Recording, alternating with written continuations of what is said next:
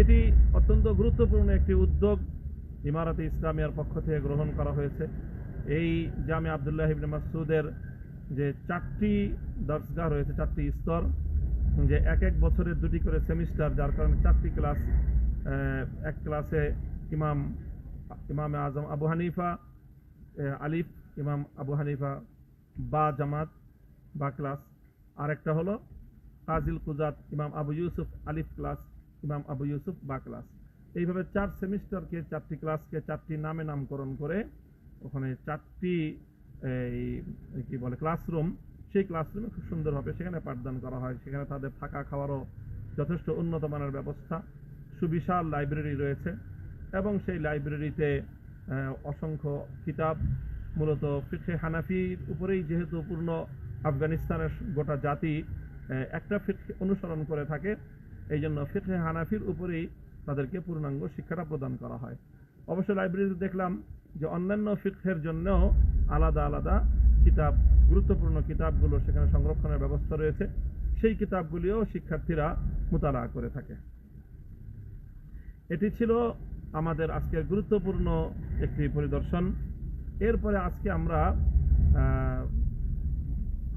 এই ইমারাতে ইসলামিয়ার অন্যতম স্তম্ভ এবং দীর্ঘ এই আধিপত্যবাদ বিরোধী লড়াই এবং সংগ্রাম এবং জিহাদের অন্যতম পরিচিত মুখ মরহুম জালালউদ্দিন হাক্কানী রাহিমাহুল্লাহ তাআলার সন্তান এবং বর্তমান ইমারাতে ইসলামিয়ার একজন গুরুত্বপূর্ণ দায়িত্বশীল মৌলভী আনাস হাক্কানীর সাথে আমরা তার কার্যালয়ে গুরুত্বপূর্ণ একটি মত বিনিময় আমরা করতে সক্ষম হই।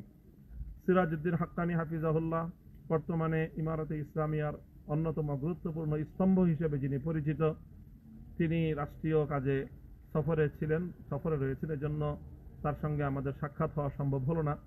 এই জন্য তার সহোদর মাওলানা মৌলভী আনাস হাক্কানীর সাথে আমাদের দীর্ঘ বৈঠক হয়েছে এবং তিনি সেখানে অত্যন্ত গুরুত্বপূর্ণ নীতি নির্ধারণী বিষয়গুলো আমাদের সামনে তুলে ধরেছেন, যে কোন প্রক্রিয়ায় তাদের ইমারত পরিচালিত হচ্ছে।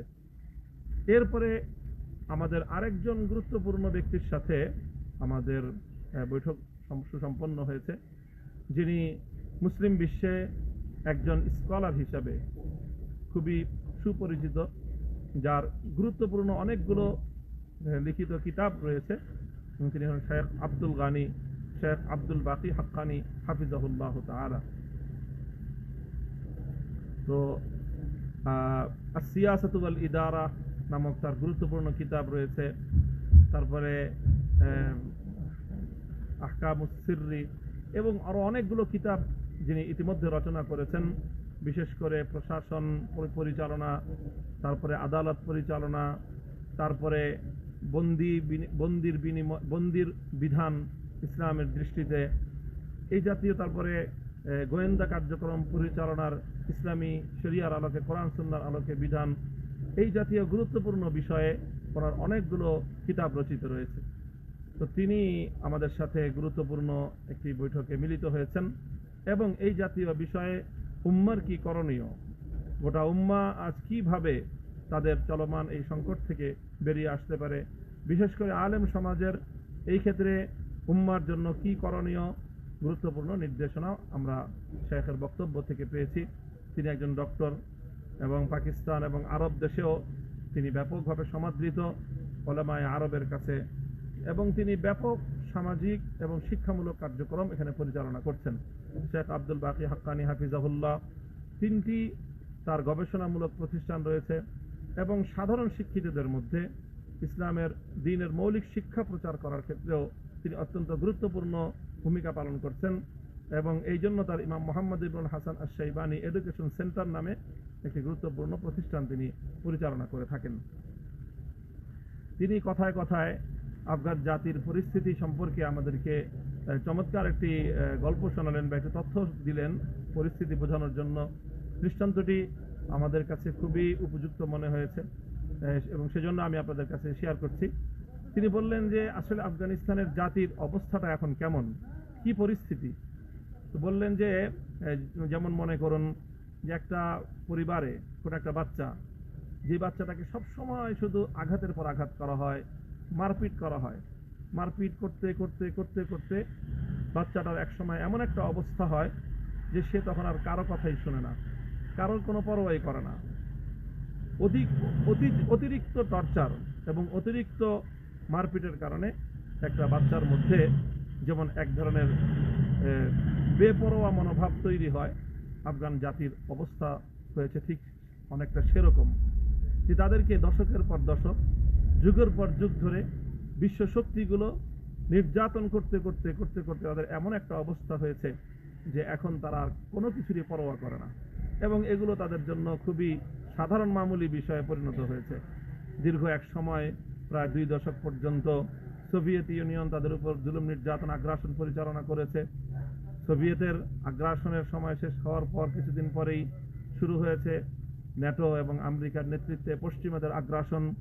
প্রায় 20-25 বছর ধরে অব্যাহতভাবে তাদের এই আগ্রাসন চলেছে, এবং তারা সেই আগ্রাসন থেকে একটা পর্যায়ে তারা বিতাড়িত হওয়ার পরেও এখনো পর্যন্ত তাদেরকে নানাভাবে চেপে রাখার, নানাভাবে তাদেরকে দাবায় রাখার যে একটা ব্যবস্থা, একটা আয়োজন, এর কারণে এই আফগান জাতির মধ্যে এক ধরনের মনোভাব সৃষ্টি হয়েছে, একটা মনোভাব তৈরি হয়েছে যেটাকে বলা হয় একটা বেপরোয়া মনোভাব। দুনিয়ার কাউকেই তারা গণে না, দুনিয়ার কাউকেই তাদের পরোয়া করার সময় হয় না।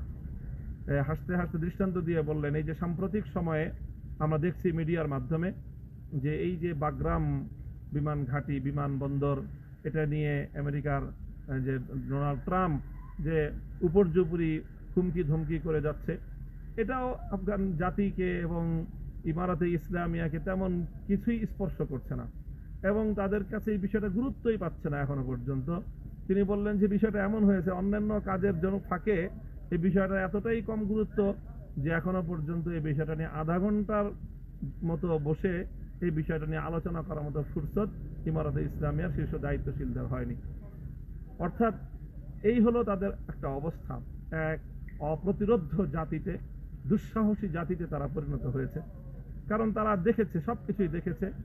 আমেরিকার হামলা কেমন হয় সেটাও দেখেছে, রাশিয়ার হামলা কেমন হয় সেটাও দেখেছে, সকলের সম্মিলিত আগ্রাসন কেমন হয় সেটাও দেখেছে, বর্বরতাও তারা দেখেছে, জুলুম এবং নির্যাতনের সর্বশেষ মাত্রাও তারা তাদের পূর্বসূরীদের উপর, তাদের পরিবারের সদস্যদের উপর, আপনজনদের উপর দিয়ে পরিচালিত হতে তারা দেখেছে। দেখতে দেখতে আমাদের বাংলায় একটা প্রবাদ রয়েছে যে অতি শোকে মানুষ পাথর হয়ে যায়। তো তাদেরও, এই জাতিরও আজকে সেই দশাই হয়েছে। কাজেই এখন তারা আর কোনো কিছুর পরোয়া করে না। তারা তাদের এক লক্ষ্য এবং একটি উদ্দেশ্যকে সামনে রেখে দুর্বার গতিতে কাউকে কোনো কিছুর জন্য তারা তেমন গুরুত্ব না দিয়েই তারা তাদের লক্ষ্য পানে এগিয়ে চলেছে। ইতিমধ্যে ইমারাতে ইসলামিয়াকে নিয়ে আরো কিছু বিষয় আলোচনার মধ্যে এসেছে। তার মধ্যে গুরুত্বপূর্ণ একটি বিষয় যেটি নিয়ে পশ্চিমা গণমাধ্যম ইমারাতে ইসলামিয়ার বিরুদ্ধে ব্যাপকভাবে প্রচারণা চালিয়ে থাকে, অভিযোগের তীর তাদের দিকে ছুড়ে থাকে, সেটি হলো নারী শিক্ষা। এই নারী শিক্ষা বিষয়ে গুরুত্বপূর্ণ তথ্য আমরা তাদের কাছ থেকে পেয়েছি, এবং আমরা আমাদের কনসার্নের কথা এবং উম্মতে মুসলিমার সকলের পক্ষ থেকে আমাদের যে মনের বাসনা, সে কথাও আমরা এখানকার গুরুত্বপূর্ণ দায়িত্বশীলদের